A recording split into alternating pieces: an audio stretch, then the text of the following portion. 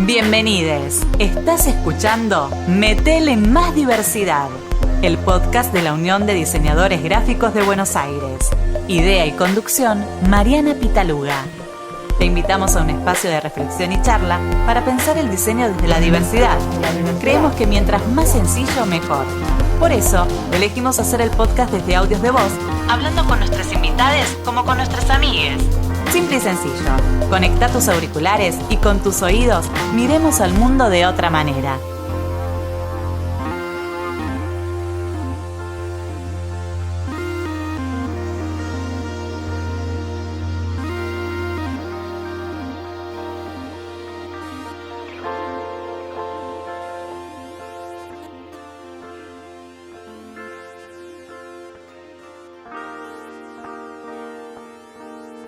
Hola, soy Mariana Pitaluga y en este episodio vamos a hablar con Abigail Schrader. Ella es entrerriana, diseñadora, feminista e inmigrante. Estudió diseño industrial en la FADU UBA y luego realizó una maestría de diseño de servicios con perspectiva de género en Köln International School of Design en Colonia, Alemania, donde vive hace 4 años. Actualmente trabaja como diseñadora de experiencias y está particularmente interesada en cuestionar prácticas dominantes en el diseño dentro de las organizaciones en las que trabaja. Abigail participa con frecuencia en la organización de eventos de diseño como la Jam de diseño y género y de diseño de servicios, y desde inicios del 2020 es parte de iFutura, una colectividad de trabajadores de diseño con perspectiva de género y en permanente construcción.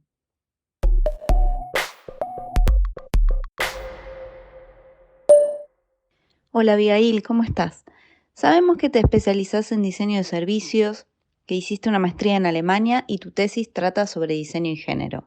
¿Qué nos puedes contar sobre este cruce entre género y diseño de servicios? Hola Mariana, ¿cómo estás? Bueno, gracias a que está subiendo la temperatura y estoy en Alemania, hace que las restricciones mejoren y eso también ayuda un poco más de temperatura y calor y sol. La pregunta con respecto a lo que puedo contar del cruce que yo hice entre género y diseño de servicios tiene mucho que ver con donde yo estudié. Me vine a Alemania a hacer una maestría, principalmente en diseño de servicios, esa era mi idea,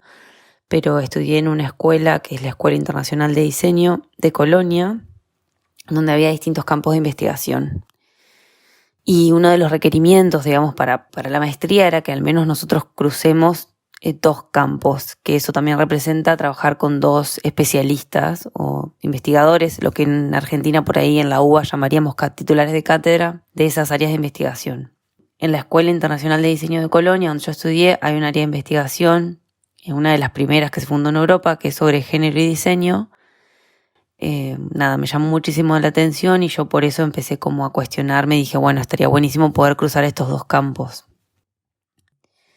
Lo primero que hice, en ese momento era tratar de entender si ya había algún tipo de investigación y ahí fue cuando empecé a encontrarme en sus inicios como, con el contenido que cruzaba ya o que traía una perspectiva de género al diseño, sobre todo al diseño de productos, al diseño de imagen visual, a la comunicación. Había como ya muchos análisis y me costaba por ahí encontrar algún cruce que esté más vinculado al tema de diseño de servicios. Y lo que hice fue ir buscando otras disciplinas que por ahí se conecten y ver si en ellas ya había algún tipo de mirada de género aplicada o al menos algún tipo de cruces hechos para desarmar esas disciplinas. Y me encontré, por ejemplo, con el marketing,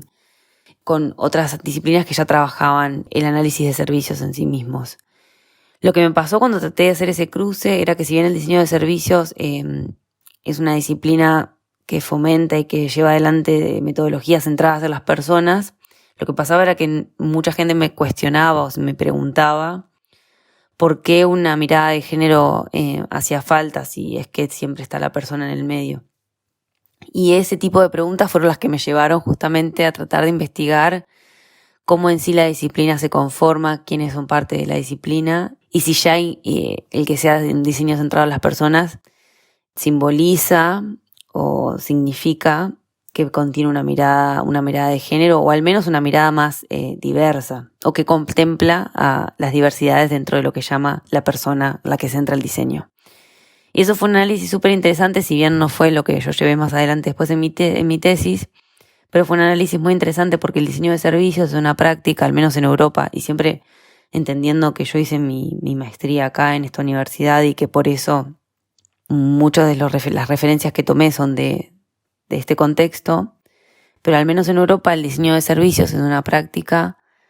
o es una disciplina en donde hay muchas mujeres, y de hecho muchas de sus pioneras fueron mujeres. Y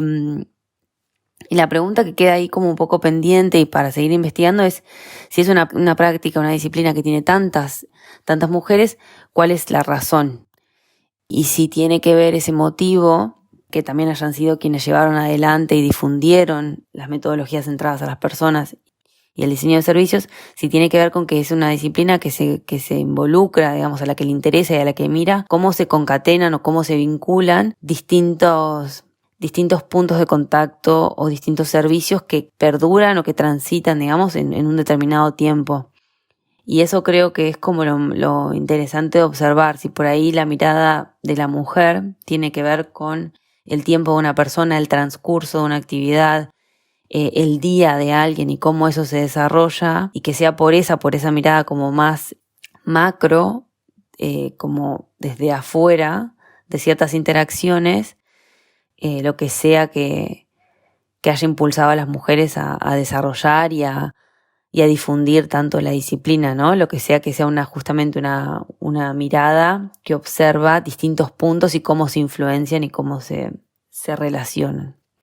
Bueno, otra de las cosas también que me llevó a que en el análisis de cómo se podían cruzar esto es entender también el diseño de servicios y cómo dentro de la disciplina también se han profesionalizado y se han también segregado distintas prácticas. Si bien creo que pasa en la mayoría de las disciplinas de diseño, pero el diseño de servicios es una de las disciplinas que más referentes mujeres tiene, y a su vez cuando empecé a mirar también, esto ya fue hace varios años, pero la verdad que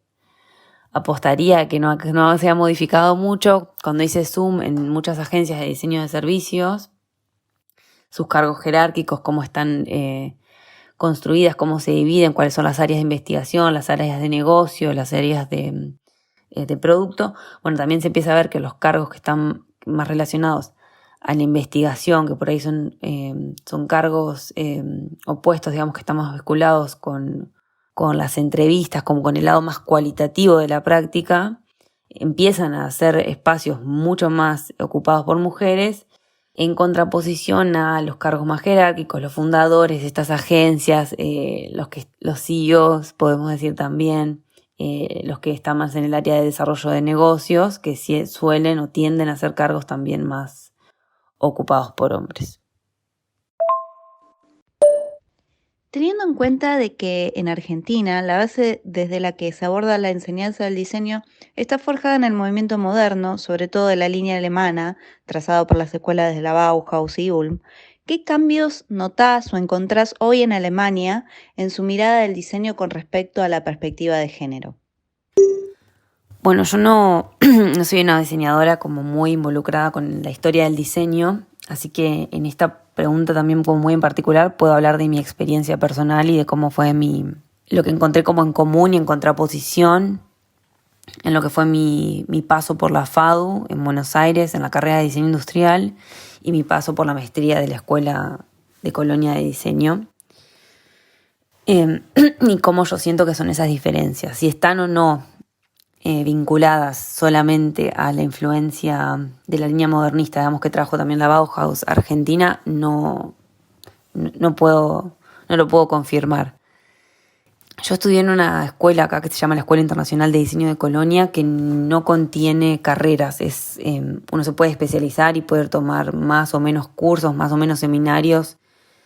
dentro de las áreas de investigación, que por supuesto son áreas de investigación relacionadas a los que serían las carreras en la Facultad de Buenos Aires, por ejemplo, identidad, interfaces,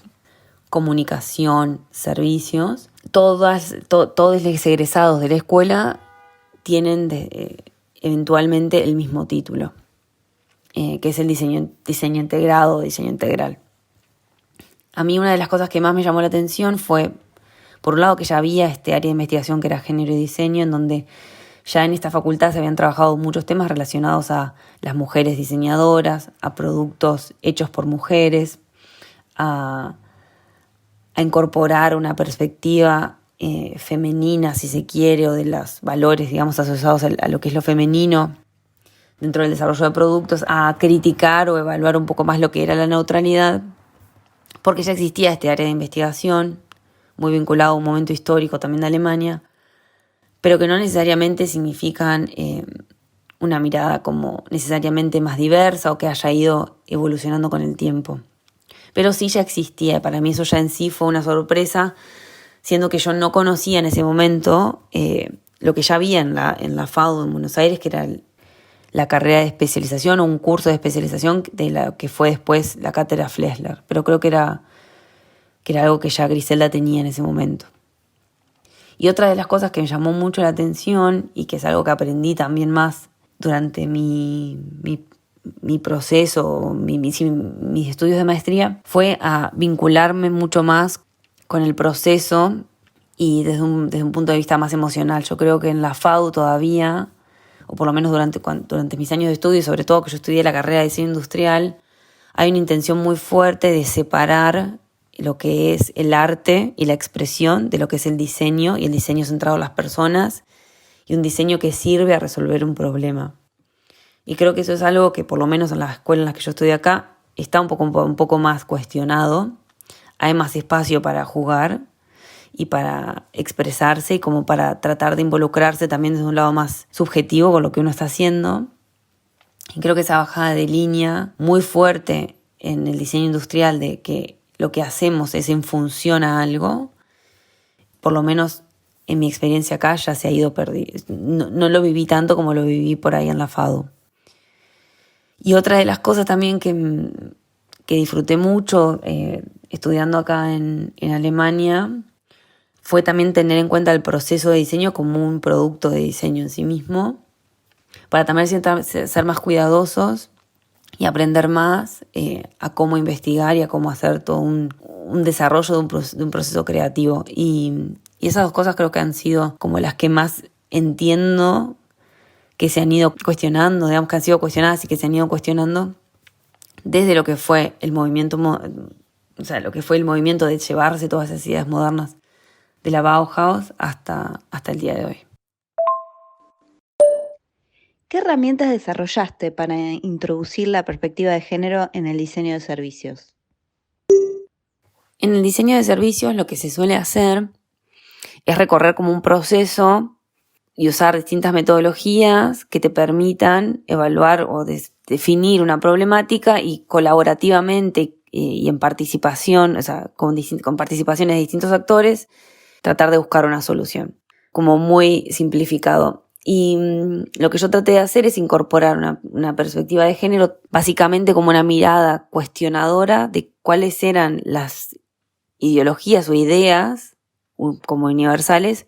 que se habían ido incorporando a lo largo de ese proceso, ¿no? De la configuración de ese proceso. Y lo que me fui dando cuenta, digamos, es que hay como distintas oportunidades en el proceso de diseño de servicios, en los procesos de pensamiento de diseño que se llevan adelante, que hay oportunidades en donde se podrían aplicar distintas metodologías o ideas o preguntas, hasta preguntas, para mover, para como tratar de cuestionar ciertas ideas y por ahí ojalá dar lugar a nuevas opiniones o nuevos puntos de vista. La primera de esas oportunidades tiene que ver con el posicionamiento del diseñador. Hay mucha información, digamos, alrededor de lo que el diseñador debería hacer o cómo el diseñador debería enfocarse en las personas para las que diseña y trabaja, y muy poca información de cómo esa persona que diseña se encuentra en relación al proyecto o al contexto o a lo que está haciendo. Y creo que esa es la primera de las oportunidades, ¿no? Tratar de entender quiénes somos, cómo estamos en este proyecto, cómo nos sentimos, qué tipo de cosas priorizamos, qué valores traemos al trabajo que hacemos, como para poder también borrar la idea de que somos simples herramientas que vamos a llevar adelante un proyecto, y que si borramos la persona, digamos, que lleva adelante el diseño, digamos, sobrevuela la idea de que dos personas podrían llevar adelante exactamente el mismo proyecto y con los mismos resultados, y eso es una realidad que no podría ser. Entonces, aceptando esa realidad, veamos quiénes somos y qué lugar ocupamos y qué cosas nos interesan como individuos. La segunda oportunidad tiene que ver con lo que es el proceso de definición de un proyecto, ¿no? Uno hace investigación, hace entrevistas, el diseño de servicios también valora mucho las metodologías cualitativas de investigación. Y después de todas esas investigaciones y de toda esa información que se ha recabado, se hace un recorte. Y ese recorte suele estar muy asociado a estereotipos y a narrativas muy conocidas y muy dominantes, justamente como una estrategia también para generar consenso en esos descubrimientos que son como los resultados o las definiciones, la síntesis del proceso de investigación. Y ahí yo he visto a lo largo de los análisis de los casos de estudios que se reproducen muchísimos estereotipos. Otra de las oportunidades está al momento de la ideación. Yo nombraba que el diseño de servicios trabaja mucho con metodologías de participación y de co-creación para que todos los y las actoras involucradas en el problema puedan llevar adelante y participar también en la solución. Y en esos momentos de ideación es también donde se producen, otra vez, se trabajan con muchos valores y muchas ideas que también se vuelcan mucho a las ideas como más dominantes. Entonces también ahí es un trabajo muy activo que tiene que hacer la persona que facilita los procesos de ideación en colaboración para tratar de romper con las ideas no con las ideas, pero con los estereotipos que hay detrás de ciertos valores como el amor, como la familia, como el compañerismo, como la salud, para tratar de quebrar esas ideas que sobrevuelan o que pregnan a esos valores de un montón de estereotipos también. Y la última de las oportunidades tiene que ver con el futuro. Dentro del diseño de servicios también hay es una disciplina que también tiene un montón de profesionales trabajando en el diseño y la investigación de futuros. Y suele pasar, es muy frecuente que todos esos futuros se imaginan a la tecnología y al uso de la tecnología como el factor que va a llevar adelante nuevos modos de vida. Y sin embargo, todos los que son los cambios sociales suelen quedar por fuera del imaginario de esos futuros. Y creo que ahí también es como reproducimos muchísimas veces simples presentes, digamos, como con ciertas tecnologías, como que de repente también se vuelven a ver como en experimentos o en ideaciones, familias como los supersónicos, o sea, simplemente como valores muy frecuentes y muy contemporáneos con un aditivo tecnológico que es lo que vendría a ser el futuro y con muy poco cuestionamiento de cuáles son los cambios sociales que también van a formar parte y van a volverse contemporáneos en un futuro también.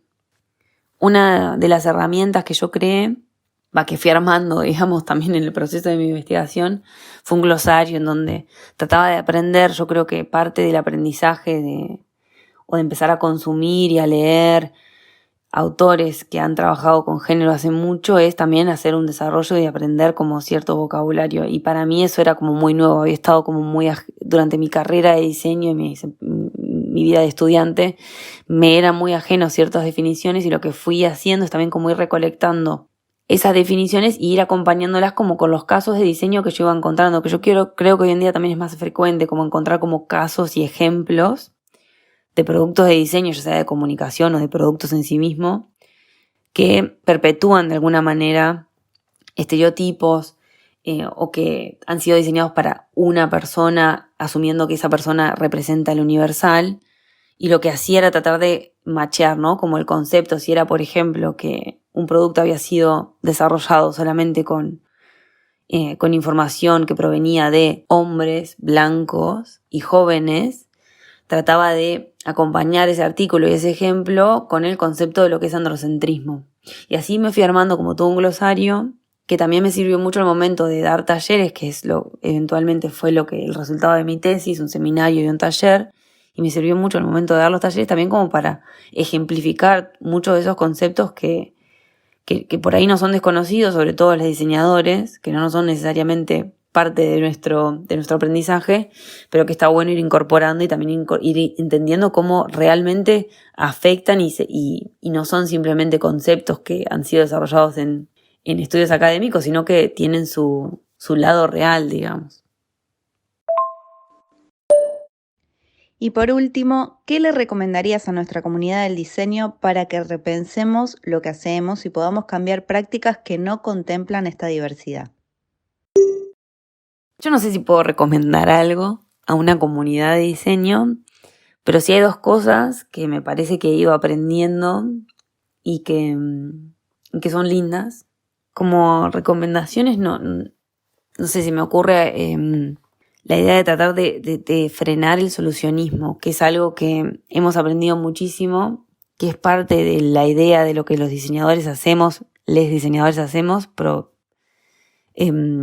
encontramos problemas y los resolvemos. Y tratar como de siempre cuestionar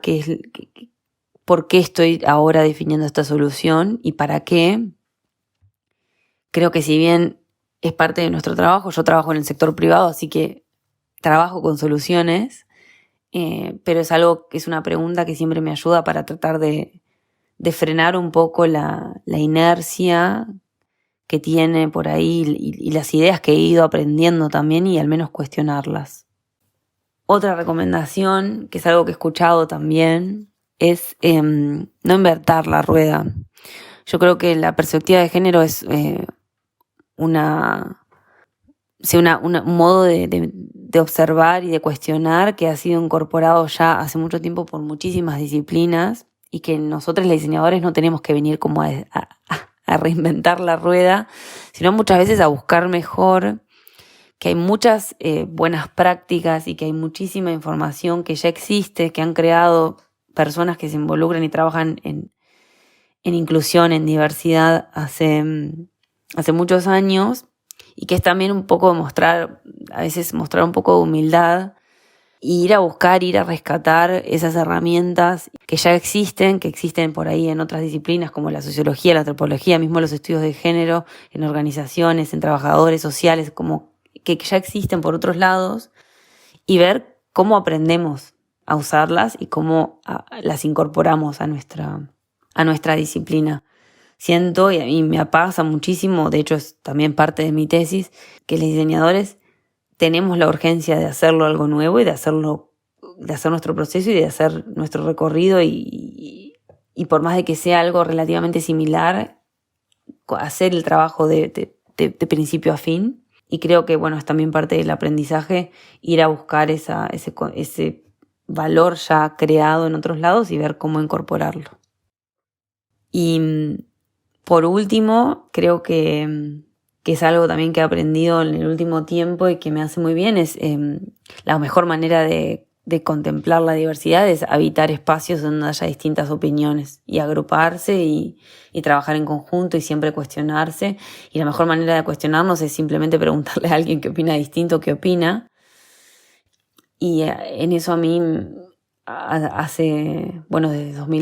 desde el 2020 que soy parte de iFutura, que es una colectiva de trabajadores del diseño, y gracias a lo terrible que ha sido la pandemia he podido participar de muchísimas reuniones, a través de que es todo remoto y virtual, ¿no? Pero he podido participar de muchísimas reuniones y conversaciones muy ricas, gracias a que es un grupo muy diverso, bastante grande, en donde también hay una diversidad de voces y una diversidad de opiniones y justamente en esa diversidad y en esos cuestionamientos y en esas discusiones es que está la posibilidad de crecimiento y de aprendizaje. Gracias, Abigail. Fue súper interesante escucharte y me parece que tus reflexiones son disparadores para que pensemos e investiguemos mucho más sobre esta temática.